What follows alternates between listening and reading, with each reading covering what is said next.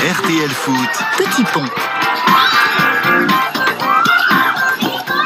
RTL Foot Petit Pont, les enfants ont la parole comme tous les samedis. Je vous remontre une nouvelle fois la une du numéro 130 de Petit Pont, notre hebdomadaire, notre partenaire des soirées foot sur RTL, avec une très belle une, je trouve, et 1, et 2, et 3 euros, avec Michel Platini, avec Zinedine Zidane, 1984, évidemment, 2000 pour Zizou, et on l'espère 2020, enfin 2021, mais 2020 officiellement, dans l'appellation pour Kylian Mbappé, qui au passage n'a toujours pas marqué dans cet Euro. Et pourtant, comme j'ai lu tout à l'heure après la rencontre, il est dans le ton.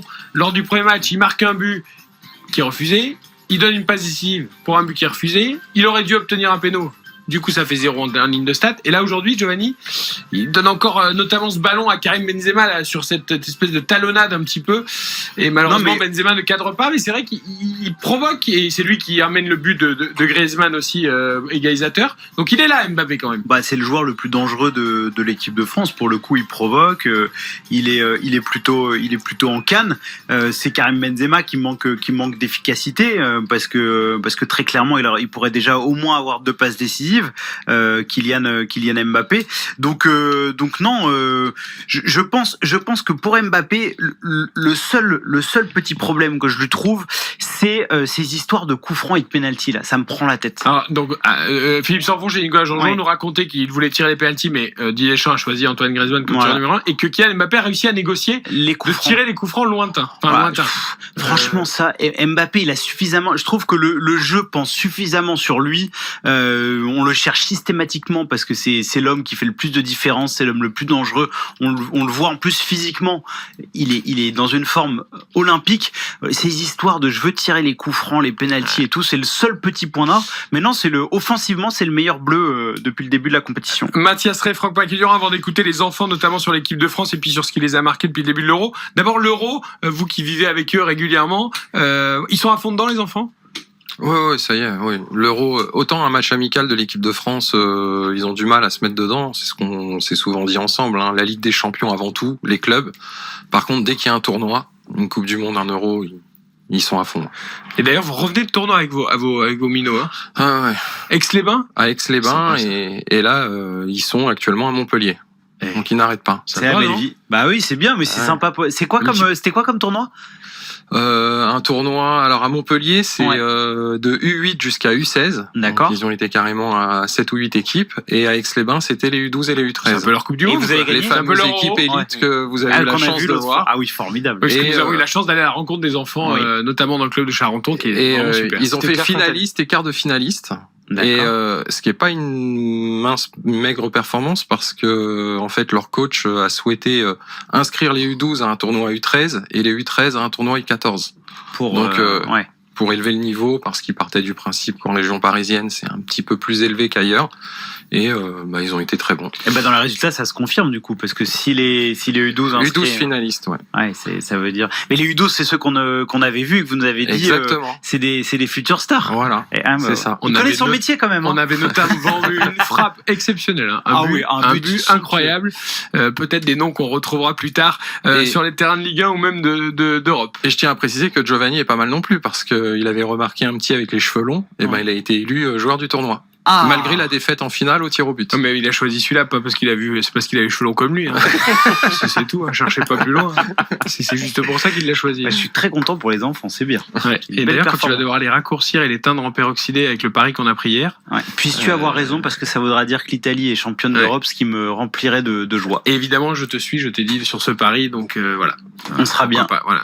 Hâte de voir ça. Ceux qui veulent prendre les paris avec nous, on est déjà 2. Nous, on peut pas faire ce genre de pari. Vous pouvez le faire sur la barbe, Mathias. C'est la team Damien Béchiot. Sur la barbe, ça fera un peu Abel Xavier, le Portugais qui avait provoqué le pénalty contre la France, mais la main, évidemment. 2000, Bon, les enfants, écoutons-les, notamment sur l'équipe de France. Alors, je précise que cet enregistrement a été fait avant le match contre la Hongrie, mais néanmoins, quand même, sentiment des enfants cette semaine sur le début de l'Euro, et notamment sur l'équipe de France et leurs prévisions sur la suite de la compétition. Gianni, 14 ans. Nino, 13 ans. Joseph, 14 ans. Gaston, 11 ans. Pour moi, la tactique, c'est que personnel, mais pour moi, la tactique de mettre un but et de tout verrouiller après pour pas en encaisser, moi, j'aime pas du tout. J'approuve pas du tout. Pour moi, c'est c'est pas trop jouer au foot, quoi. J'ai eu l'impression de la voir un peu chez l'équipe de France, et on reproche souvent à Didier Deschamps de s'occuper que de la défense, de juste verrouiller pour jamais prendre de but.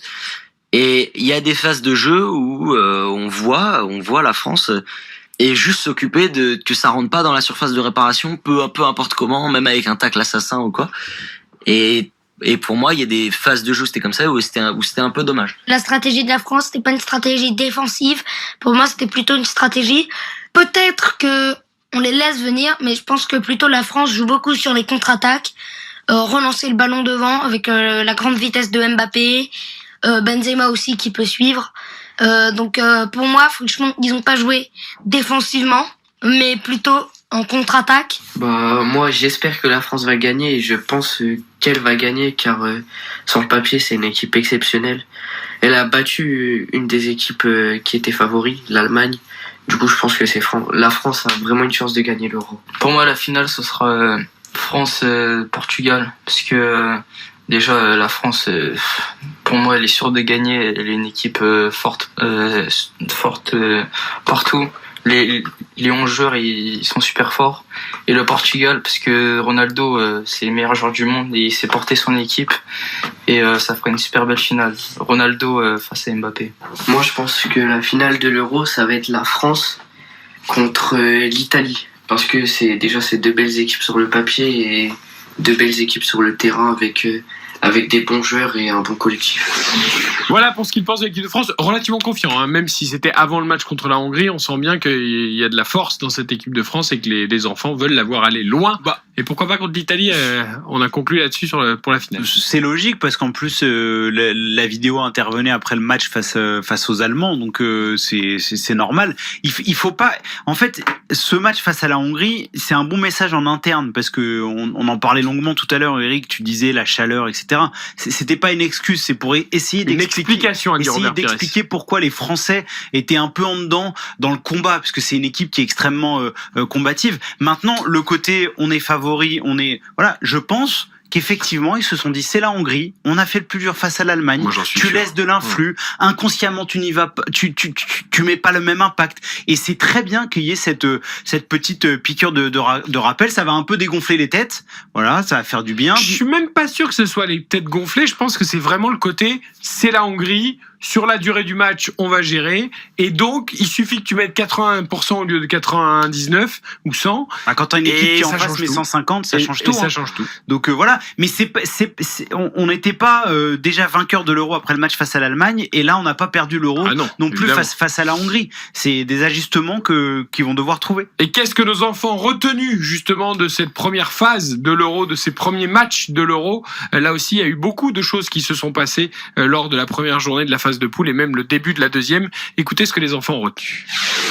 Doublé de Ronaldo qui est passé devant Platini. Platini qui était à 9 ex-aequo avec Ronaldo, et puis Ronaldo, ça y est, il est parti à 11. Donc déjà, c'est encore un record personnel qu'il a battu. Pour moi, Platini, il a un meilleur record que Ronaldo. Et je pense que personne ne pourra le battre, 9 buts sur un seul Euro.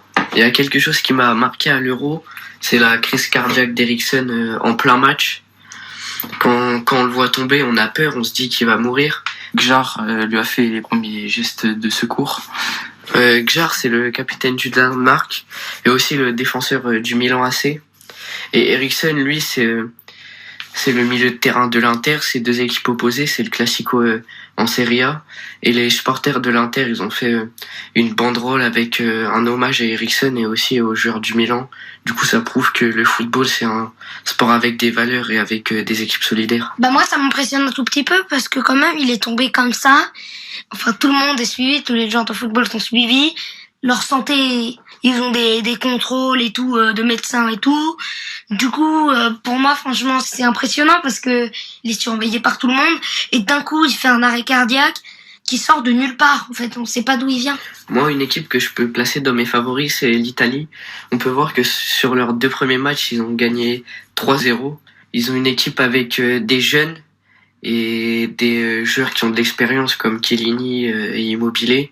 Du coup, c'est une équipe mixte et elle est très forte en ce début d'Euro. La Belgique, elle a remporté ses 2 premiers matchs. La France peut s'inquiéter face à cette équipe. Et ils ont de très bons joueurs. Il y a déjà De Bruyne, le meilleur. Il y a Lukaku qui est très fort à l'Inter, qui met beaucoup de buts. Les deux frères Hazard, et ça peut rivaliser.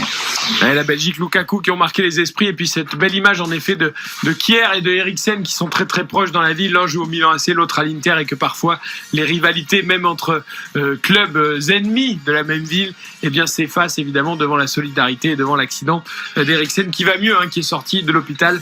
On le rappelle. On marque une courte pause. Le coup d'envoi de la seconde période d'Espagne-Pologne. La suite du rugby Toulouse-Bordeaux-Bègles, 14-10 pour l'instant pour Toulouse. Et les stories de Baptiste Durieux à venir également. Nous sommes ensemble pendant encore 1 heure jusqu'à 23h sur RTL.